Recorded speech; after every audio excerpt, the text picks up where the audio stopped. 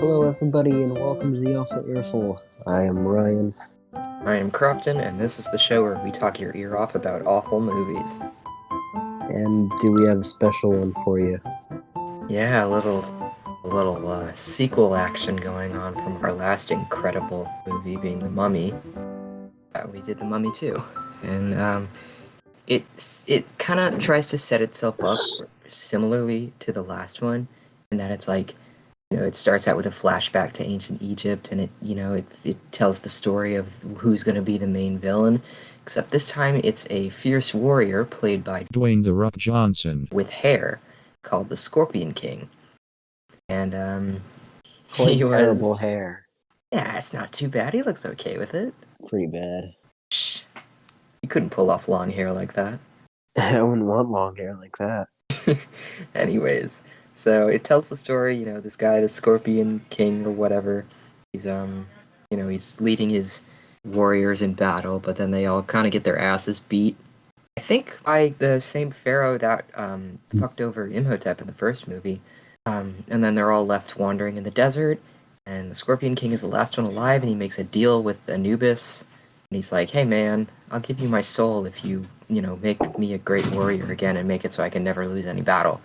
And Anubis is like, "Yeah, okay, I'm bored. I want to fuck with you." So he gets hella powers, and he gets an army of badly rendered CGI mummy dogs to fight for him. Yeah, those are badly rendered. Oh yeah, and then they really fuck things up. And then his soul is stolen because he won the battle, and so Anubis upheld his part of the deal. So he stole the Scorpion King's soul.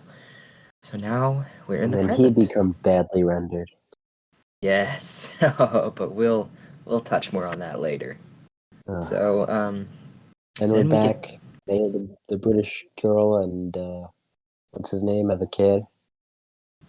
I think their kid's name is Alex, and the guy, Brendan Fraser, he is Rick. Is Brendan Fraser? Yeah, that's all there is to it. So the kid's kind of It's British. Ugh. very British. I was gonna say kind of an idiot. Yeah. He's got a knack for Egyptian shit like his mom, and he's got a knack for being annoying like his dad. And so he's basically the perfect mix. And this is due to no part in research of my own, but I remember hearing that the kid was a big fan of the first Mummy, and he really wanted to be in this movie. So I kind of feel bad for him, but, whatever. He decided to be in it. You feel bad for him being in it, or you feel bad for hating on him? I mean, I'm going to hate on him, so I do kind of feel bad for that, because he wanted to be in it. But, there are worse films to be in, so... I don't feel bad hating him for being British. Well, yeah, because you have a weird racist thing with them. I hate them so much. But no one's going to have a problem with that, I guess. There's a lot of actors who are British. It's disgusting. So We anyways. recorded this episode. What? I could have sworn we recorded this episode. Oh, we made plans to, but then you took your trip. It feels like a Mandela effect then, because I feel like I have such distinct memories of talking to you about the CGI Dwayne "The Rock" Johnson, but maybe I made that up. We did record the first one. We did, so... Yeah, maybe it was just us talking about it when we watched the movie, but whatever. Mm-hmm. Yeah, so Right. anyways, Rick and his disgusting British wife and his disgusting British son, they're exploring some old ancient ruins, and then they find this thing called the Bracelet of Anubis. So I think they fight some people while they're there, and then they bring it back, and the disgusting British son, being a disgusting Brit and also a fucking moron, puts the bracelet on, and who'da thunk it? It's cursed. So And now he he can't get it becomes off. important. Makes the kid important in the plot. Yeah. He has a map to some bullshit. To the place where Dwayne "The Rock" Johnson is buried or whatever. Yeah, and as much as this film is an Indiana Jones slash National Treasure ripoff, it does break a cardinal rule of the Indiana Jones franchise, which is it kind of, it tries to do something new because each Indiana Jones film, it does a different plot. It's a separate thing. This kind of deviates in that it brings back basically the same villain from the last movie. And I'm not complaining. I know, but that's neither here or there. But it ties into the same exact plot from the last film. Despite having a new villain, we still bring back the other guy, Imhotep, from the last film. So I'm perfectly happy to see him again. as much as this film is a retread, they wanted to make it even more obvious. Because it's even without bringing back Imhotep, they're already on a mission to deal with this fucked up guy who got powers and is coming back, and they have to defeat him somehow. And which is the same exact thing with the first film, but it's The Rock. Except they also bring back Imhotep, who wants to take over Scorpion King's army or something. He has to kill the Scorpion King, or he has to get a power up that'll help him kill the Scorpion King. It's something. I don't know. I was expecting a lot of Rock in this movie, and it was very little Rock. It was more like the Pebble. You're stupid. I knew that would make you laugh. That's an old joke, too. So anyways, disgusting dumbass British son puts on the bracelet, he gets cursed with it, and then they're like, oh, well, shit, let's go over to the place, because, you know, my stupid-ass British disgusting son has the map, so let's go over there and learn stuff or whatever. But they're also being chased by a weird cult that wants to raise Imhotep again, I think also raise up the Rock again, because of some prophecy or whatever.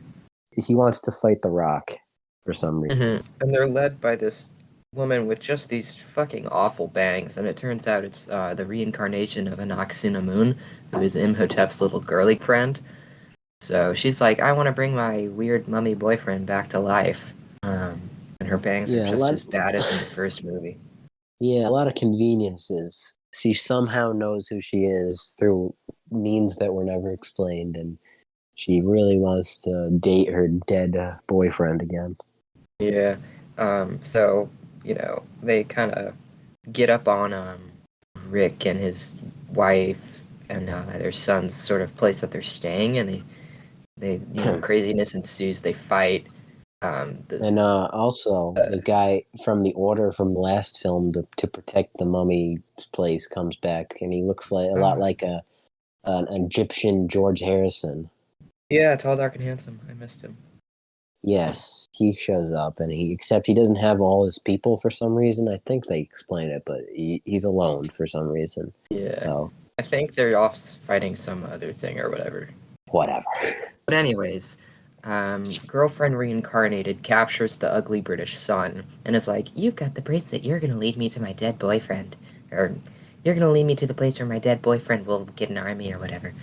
And so they do that, and they get on a train or whatever, and the kid is just being an absent. I'm forgetting. Don't they kidnap the wife first? No. Do they? Because they both get kidnapped at some point. I just forget which order it happens. Oh, yeah, you know what? I'm looking at the Wikipedia right now. British wife is captured first. Yeah, because I was like, I know one of them's captured. They get the wife back, or I forget which one it was, but you said it was the wife. They get the wife back, and then immediately afterwards, the kid gets captured. So yeah, they get the wife back. Imhotep at that point, though. Yeah, they did. Yeah, while Evelyn was captured, they bring back my man. And then Rick gets his nasty wife back, and then he loses their nasty son in return because Alex is captured by the same cult. It's the balance of things. Yeah, you gain one British, you lose one, and I wish we could lose two for every one we gain. So the Imhotep cult takes the stinky little kid, and they go on a train to get to the secret place where the Rock is buried. And just the whole time, the kid's being a little bastard, just being like, "Are we there yet? Are we there yet? Are we there yet? I have to pee." Just and fucking... that guy really wants to kill him. Yeah, there's some big black dude who's like all steely and, you know, a tough ass, and he's like, if you didn't have this bracelet, I would just fucking rip your arm out of your shoulder and wear it myself. And it's like, fair enough, man. Yeah, but it's like a recurring joke that keeps coming up, I guess. Yeah. So, there's 3 British people in this movie. The brother is still in it. Yeah, and then there's also that one nasty Cockney fellow who quickly gets juice boxed by Imhotep so that he can become hot again. Weren't they? I thought didn't they have some Australians? No, it was Cockney. Yeah. But they were recognized those freaks anywhere. They're like the British version of like the bandits from Home Alone. That's what they looked like to me, anyways. But they died very quickly. We forgot to mention that. That's how they revive him. Imhotep gets hot and bald again. Yeah, just the way you like him. Oh, yes. Anyways, Alex goes to the bathroom and he rips the toilet off of the floor because he's an impolite little fucker, and he makes a hole in the floor so that he can escape. Yeah, And then he that's another does. part that was great because it was super convenient. Because the guy who really hates him lets him go to the bathroom alone for an extraordinary amount of time, and then he escapes, only to be captured again.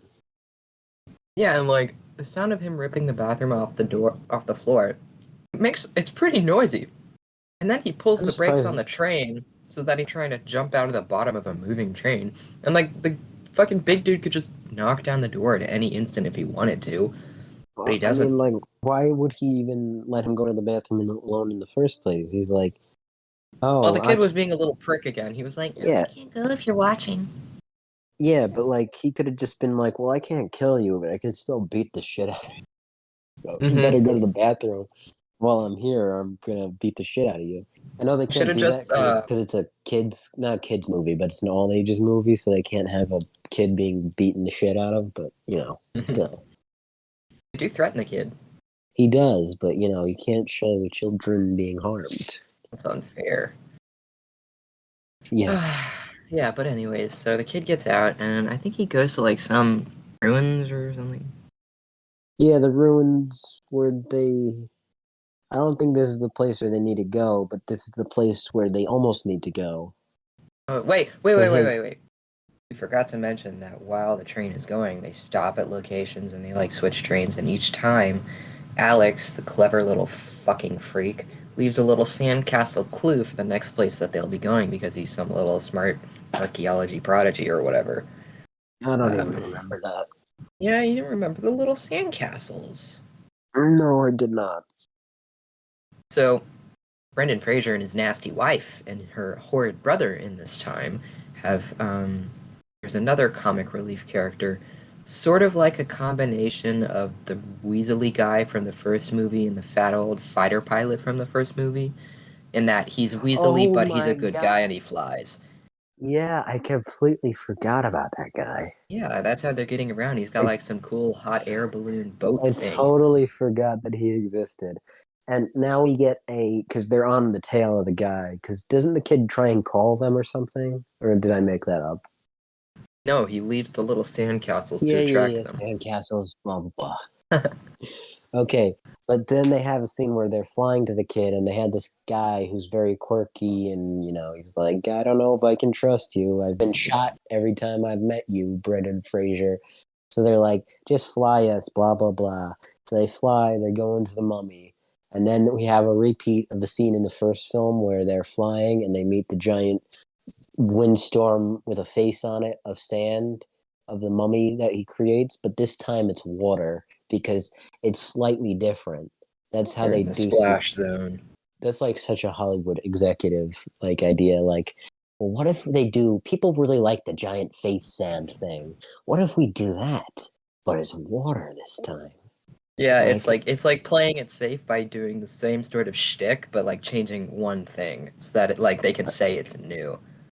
yeah, it's not even like they up the ante. Like he creates a giant body out of water or sand. No, he just creates us the face thing again, and it's water though.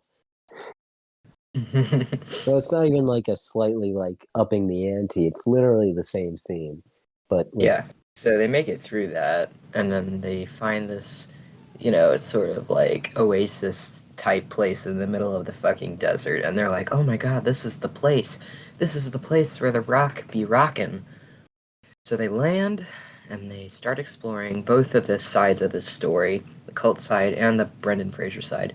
Now the cult side, they've got all the baddies and they're evil and stuff, and they're like going through this tall grass, and it's kind of a Jurassic Park moment with the raptors going through and picking them off, except it's these little monkey motherfuckers.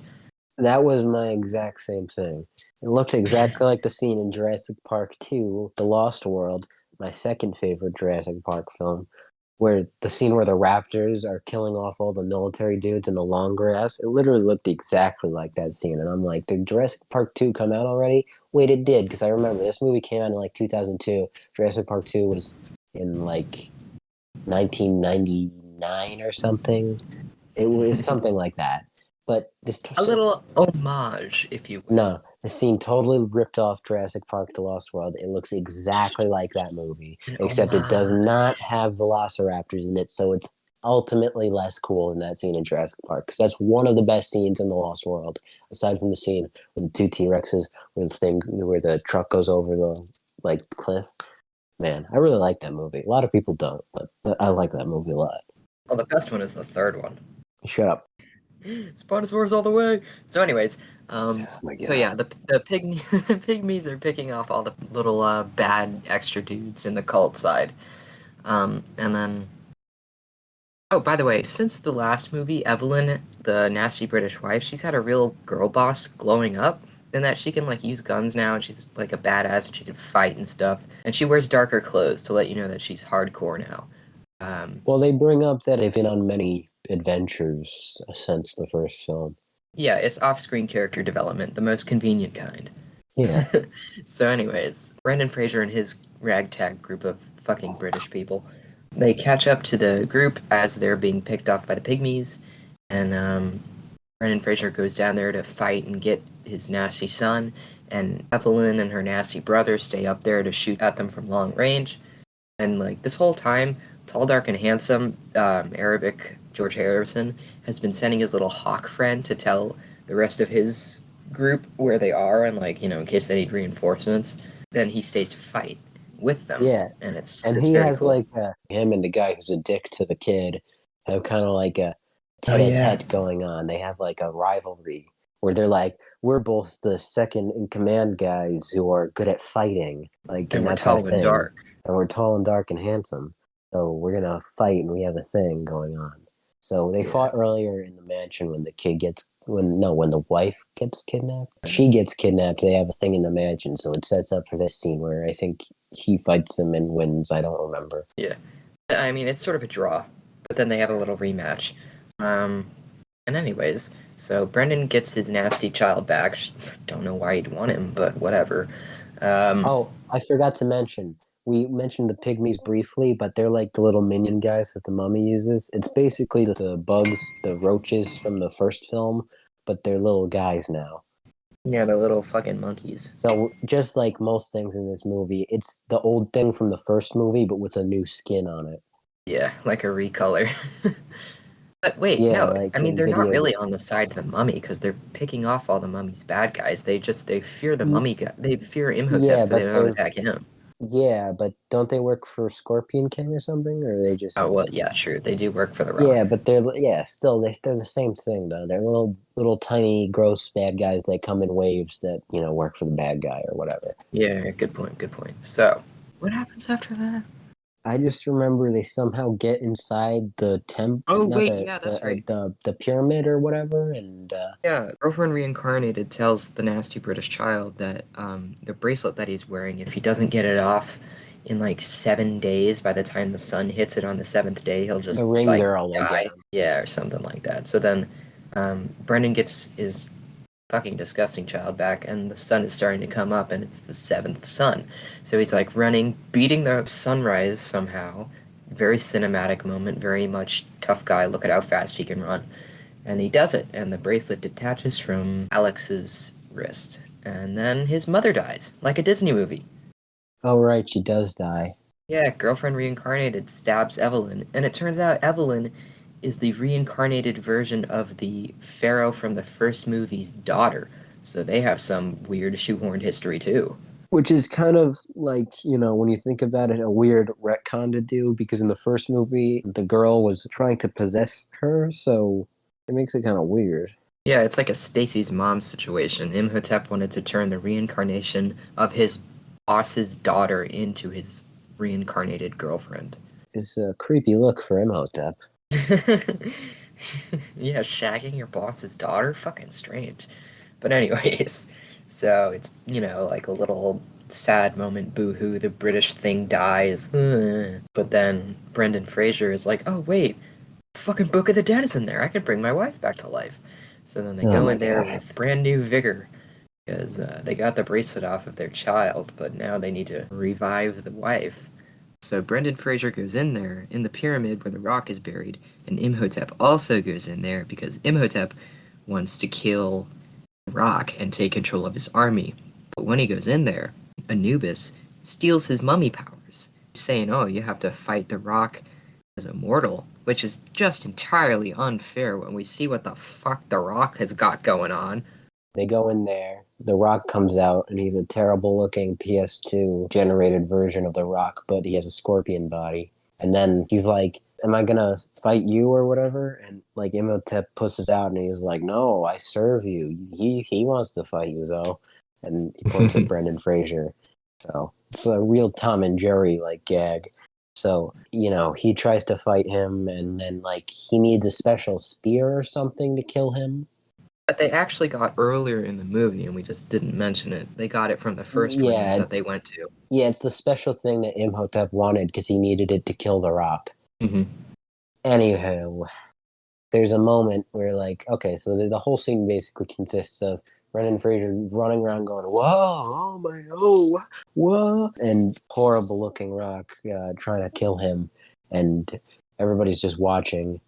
And then British brother and kid try to get the spear to Brendan Fraser, and the mummy tries to grab it, and I think he tries to kill the rock with it, and it doesn't work, and then Brendan Fraser grabs it and he kills the rock with it, so that gives him power or something, and then And your favorite oh scene wait, happens. right after he kills the rock, the best moment in the movie comes in where it's just literally the frame is just like a medium shot of like the rock and fucking what's his name, Brendan Fraser, full Brendan. body shot of both of them, and he just killed the rock, he impaled him, and all of a sudden from the left side of the frame, Imhotep runs in, he kneels down, he like gestures his hands towards the scene before him, and he's like, no.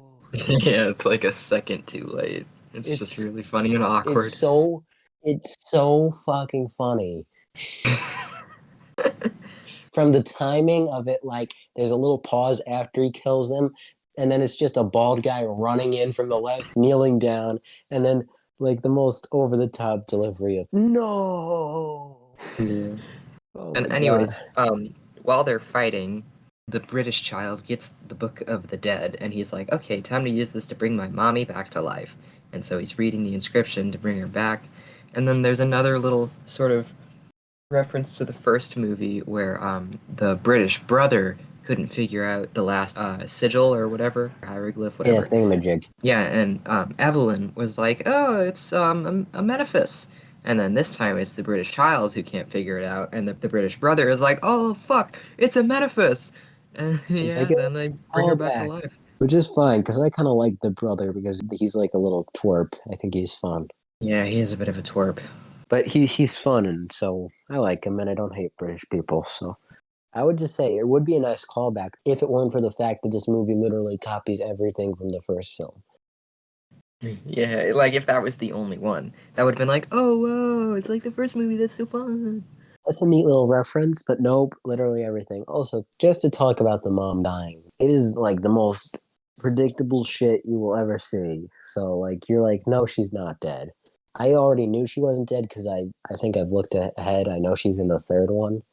So I was like, I know she's not dead. But, like, even without that knowledge, you'd just be like, she's not dead. It's so cheap. It's such a cheap, like, thing to do just to have Brendan Fraser look kind of half sad for a minute or two. So anyways, Rock is dead. The guy with the hot air balloon shows up again because, the Rock is dead, so now everything is sort of imploding in on itself. So then there's a little scene which is a little bit heartbreaking, if I'm being honest. Imhotep and Brendan Fraser are both hanging off the side of a cliff leading down into the underworld or whatever. Evelyn, the nasty-ass British wife, however she do be loyal, rushes to help Brendan back up. And then Imhotep calls out for Noxuna Moon, the reincarnated version. And he's like, help me, come on, be my girlfriend, help me up. And she's like, fuck you! And she runs away. And then he kind of just looks jealously at Brendan and Evelyn and their love. And then he's like, oh man, She was a bitch the bye. whole time. Yeah, and then he just lets go and goes back over the edge, which, like, if I was there, I would have given him a second chance. Oh my god. I just needed a little compassion. Oh my god. He tried to destroy the whole world. Well, people can change. Oh my god. That's like, People can change. And then Anaxunamun gets eaten by beetles, which, like, good. That's what she deserves for which was leaving that satisfying. beautiful bald god to die. I was like, good. She deserves it. You need loyalty. Yeah. And then they escape in the hot air balloon, and the British brothers snags this huge-ass diamond that's on the very tip-top of the pyramid. And so And they're him rich and and the they get their pilot treasure. start fighting over it. That's like the ending, Jack. Yeah. And he didn't get shot, so Yeah. that was the joke. He didn't get. You thought he was gonna get shot, but he didn't get shot. And that's the end of the movie. Yay. So that was a movie. It was a great movie. It wasn't quite the first one, but, you know, it was the second one. Honestly, I thought it was of very similar quality to the first one, but I agree that the first one's better in that it's a more streamlined plot and it's kind of more original, obviously, because it was the first one to do it and it had a lot of charisma. And there it's was a more bit- Imhotep. And of course that. And it's a bit more charming because it's more original, as I said, and it's the first one to do it. And it has less of that Hollywood trying to recapture lightning in a bottle kind of thing. It doesn't have that going for it. So that and a couple other things also lead the second film to being very inferior. I mean, I didn't even love the first film. I thought it was very entertaining. And I still thought this was entertaining. I think it's worth a watch, but like it's just pretty much the same thing again, but it has a terrible CGI rock in it. Yeah, I'm happy because it still had Imhotep's titties. That's all I need. Well, you could always watch the first one for that. I'll watch both of them. More shots of his titties. I guess, sure. And they also made a third one. Yeah, and Imhotep is really dead for good this time, I think. Maybe he's just referenced. Maybe there's a flashback scene with him or something.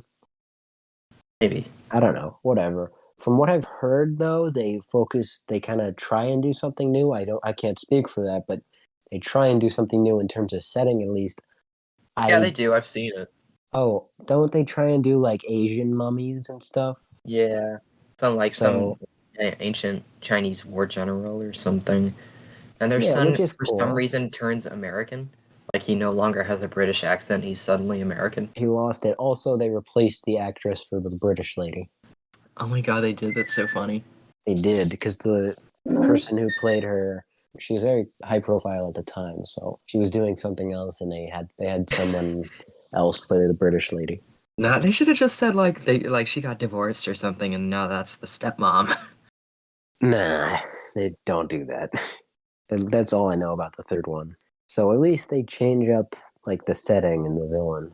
I can't say much for the plot structure. I can't remember that much of it, but I do remember there was snow. Also, not only that, but a spin-off from this film, The Scorpion King, all about The Rock and his adventures, and it had a whole series. Yeah, that's crazy to me. I absolutely never knew about that. There's a couple crazy things about this. The Scorpion King series outlived the Mummy series in more than one way. It had, instead of just 3 films like the Mummy did, it has 5 films. Not only that, but the last Mummy film was made in 2008 or something. The last Scorpion King film came out like 2018. Wow. Now, there's a couple more crazy things because of those 5 films, which of them features The Rock?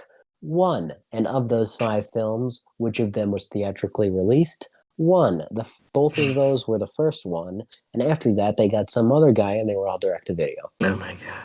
Oh my god, the guy who looks like a weird muscular cat is in one of them. I don't know what that is. I don't know what that means. There's this dude who looks like a fucking kitty cat. Okay. Like a cat with a big chin. I can't remember the actor's name, but I remember that he looks like a fucking big chin cat. All right. So anyways, I thought that was very interesting that this terrible series, even the first one with The Rock that was released theatrically, was reviewed horribly. I couldn't imagine how the other ones were reviewed. I just find it very interesting Ron that... Perlman. Oh, Ron Perlman. He looks like a cat with a big chin. Fair enough, I guess. Sure. Anyways, I'll give this film fucking 4 pygmy things out of 10 British children. I will give it 5.5 beautiful bald men out of 10. And their titties. Yeah, sure, whatever. Anywho, they also made an animated series about this movie. So this franchise Massacred really my man. this franchise really went places. It had 2 He seasons. turned him fucking purple. He looks he was horrible. purple. No. I mean, what are you gonna do? Anyways, if you liked the first one, sure, why not watch it? I mean, it's still fun. It's not really that good, but it's still got kind of a charming vibe to it, and it's got a lot of Brendan Fraser being witty and screaming and doing a lot of fun stunts. And it's a movie. So hopefully we're back on a regular schedule. Our last episode did very well, so I'd like to thank you all for watching the last episode and supporting it as much as you did. So, as usual, I will ask you all to, support the podcast, tell people about it. If you can check the links in the description, which will send you to our Anchor homepage, where you can find our podcast links like Spotify, iTunes. And if you need anything else, you can go to our homepage on Anchor.fm, and you can find everywhere our podcast is available. And if you're listening to this on YouTube, please like, comment, and subscribe.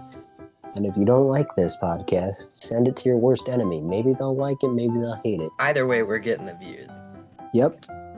And, again, last episode performed very well. This episode doesn't do well. We will be finding each and every one of you. I hope you enjoy this episode. Anyways, this has been the podcast. It sure has. Bye.